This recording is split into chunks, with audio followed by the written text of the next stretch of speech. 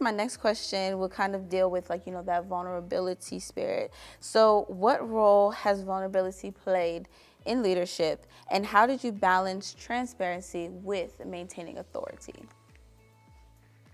You know, because I'm in ministry, there will always be vulnerability. And what I mean by that is that you get to a point at the time you've accepted Jesus as your Lord and Savior that your whole life is in His hands. What that means is that you have to be vulnerable to ask God for help every minute and every day. Do you understand? We try to be our own men and women, but it's not really scriptural. Do you understand? We are God's, and He owns us, and He created us, and because of that, we didn't create ourselves, So no leader should be afraid, especially a Christian leader, of being vulnerable before God and also before people. Let me expatiate on that. At times we look at people from a perspective that they are superhuman. There is no superhuman being. At times leaders set themselves up, especially in Africa, where I come from, as if they are invincible. Nobody is invincible. You understand what I'm saying? So the challenges you face, if I'm not facing it right now, maybe I've faced it before. Do you understand?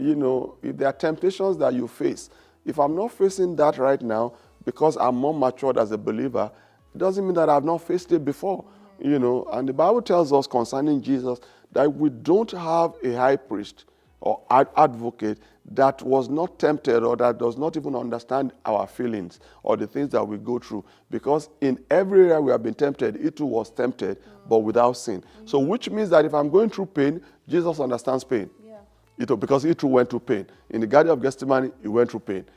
So these are things that today leaders should be transparent enough to let people know that, hey, I also face these challenges, but I'm working on it on a daily basis. I say something in church when I'm talking about marriage. I say it's push me, I push you.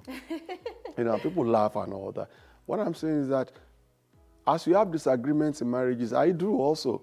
Yes, I've been married for this many years, but we do. It might not be as often as somebody who just got married 2 years ago or 3 years ago. Fine, we have been married for almost 35 years. There are things now that I've learned over those 35 years that I don't want to keep on repeating. Or else people will ask you, I say, okay, what kind of a leader are you?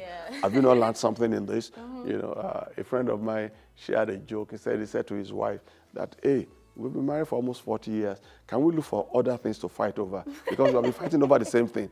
Do you understand what I'm saying? And I get that. What he's saying is that, come on, let's grow. Let's grow up. Let's leave this fight. Maybe there are other fights. Let's pick those ones and let's outgrow these ones because so you can be transparent. For the nature of what I do, transparency is important. Do you understand? I don't want to live a double standard life. I want to be transparent as possible, but at the same time, I want to maintain my privacy. Maintaining privacy does not mean that I'm not transparent. Do you understand what I'm saying? But there are a lot of things that I share. When I minister or I preach, and people say, "Whoa, and what did your wife say?" I say, "But it's the truth." So I say, "What's the problem there? I'm not lying." That if I stand there and I say to people, "Oh, I've never laid hands on my wife, I've not beaten my wife." If I beat my wife every day, won't she sit there and the camera is on her and she'll say, "Oh, say something else," I say, "No." I say, so those are not issues for me. Do you understand? So it's important that we do what we preach. It's important. Very true, very true.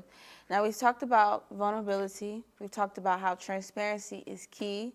Talked about failures. Now, I know as a leader, you've definitely probably had to make some difficult decisions.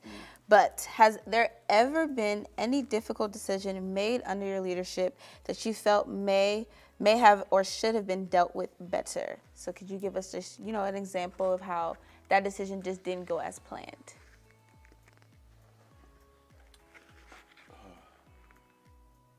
Got you thinking. Yeah. As a leader, I believe part of our duties is not just to see everybody as ourselves. What I mean by that is that I may have some peculiar strengths, and you may have some peculiar strengths. But where I have the strength, I don't have to believe that you should have the same strength. You understand? Which means that every person is different. Yeah. And as a good leader, you should be able to appreciate that and deal with the people based on that revelation, that you have.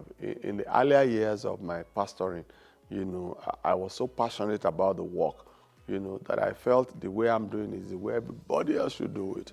Do you understand? But I've realized that things don't work out like that. Yeah. Do you understand? There are times I've called people out, do you understand, in the passion of it, saying to myself, after all, what I'm saying is the truth. Yes, it's the truth, but I could have handled it in a better way rather than calling them out. I could still have called them one-on-one and say to them, hey, what you did is not right, what you did is not right. Those are the things that comes with age and maturity. Do you understand? So if there are decisions like that, that I've regretted, yes, those are kind of, the decisions. Also, it's one thing to appoint someone into a position, or maybe you're working with them in the office or anything. When it's time to let go, maybe because there is lack of performance or productivity, or we just have to let go of the person, what I've tried to do, as I grew older, is to understand that the fact that someone cannot do a particular task or job does not mean that they are useless. Yeah. There are some other things I need to just find out what other thing can this person do that will excel with it. Do you understand? I lacked a lot of patience, as a young leader, so I didn't take time to do those things, but now I'm able to look back and say, okay, fine, this person might not be able to play the keyboard well, but if I keep on talking to him, he might be a very good drummer. Do you understand? So why don't I just put him on the drums, and then you see them glow and excel because suddenly they found their niche and their area that they love more than the earlier one, so. Yeah, love that, love that.